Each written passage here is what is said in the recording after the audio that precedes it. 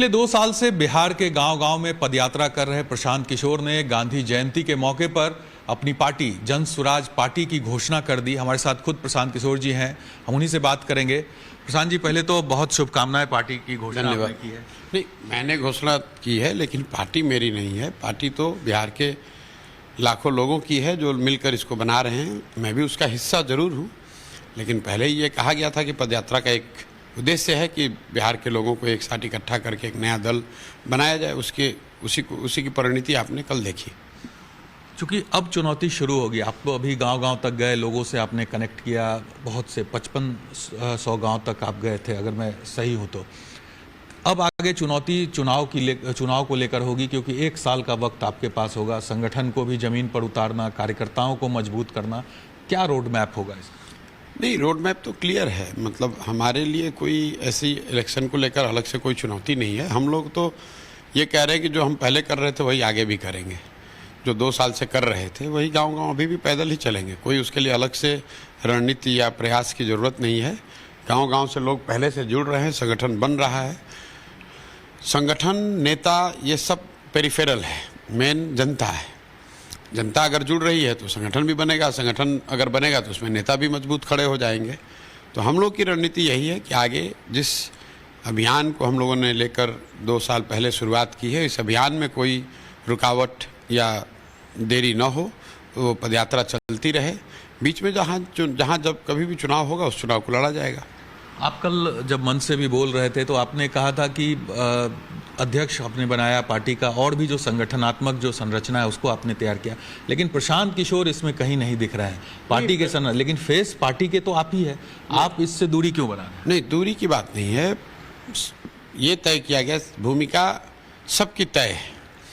जो सबसे कठिन काम है वो है बिहार के पब्लिक को, जनता को, समाज को जन सुराज की परिकल्पना से जोड़ना, जन सुराज की परिकल्पना के बारे में बताना, और उस काम की जिम्मेवारी प्रशांत किशोर की है। प्रशांत किशोर जन सुराज अभियान के संयोजक कह लीजिए, सूत्रधार कह लीजिए, कुम्हार कह लीजिए।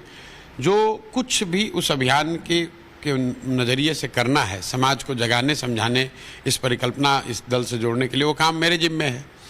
अब जो लोग पदाधिकारी बन रहे हैं वो उनकी भूमिका है वो दल को चलाने की, संगठन को तैयार करने की।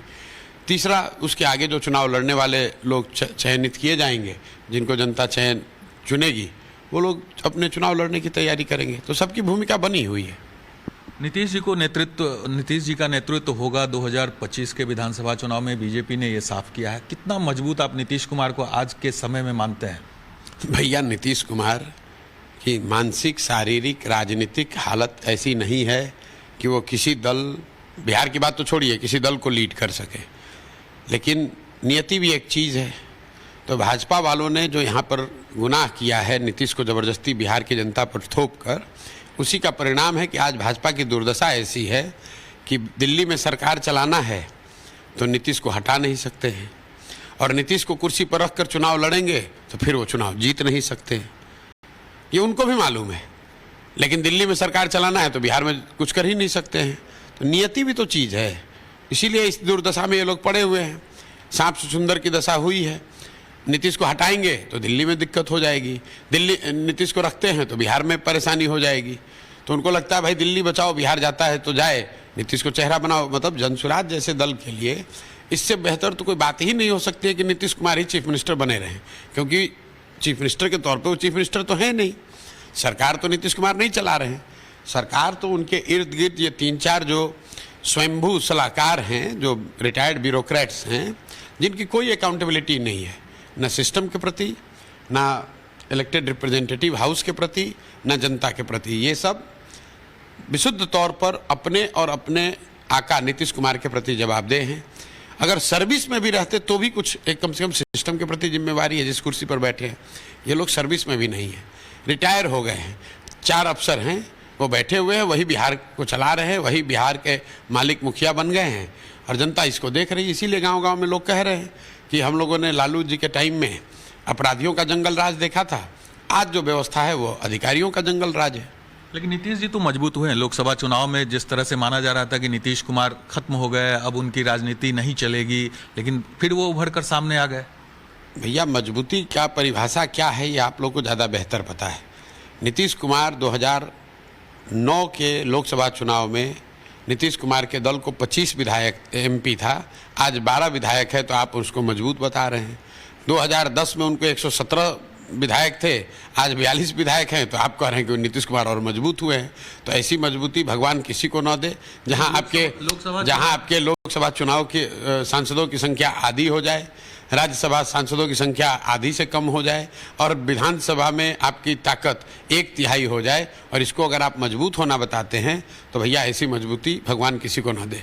बीजेपी को लेकर बिहार में किस तरह देख रहे हैं आप? विधानसभा का चुनाव आएगा, बीजेपी कितनी मजबूत आपको दिखती है? बीजेपी का कुछ यहाँ है नहीं। बीजेपी का जो कुछ भी है एक विचारधारा आधारित पार्टी है, देश की इतनी बड़ी पार्टी है, मोदी चेहरा हैं, तो जरूर कुछ उनकी ताकत है। पिछले विधानसभा चुनाव में बीजेपी को 19.6% वोट मिला था।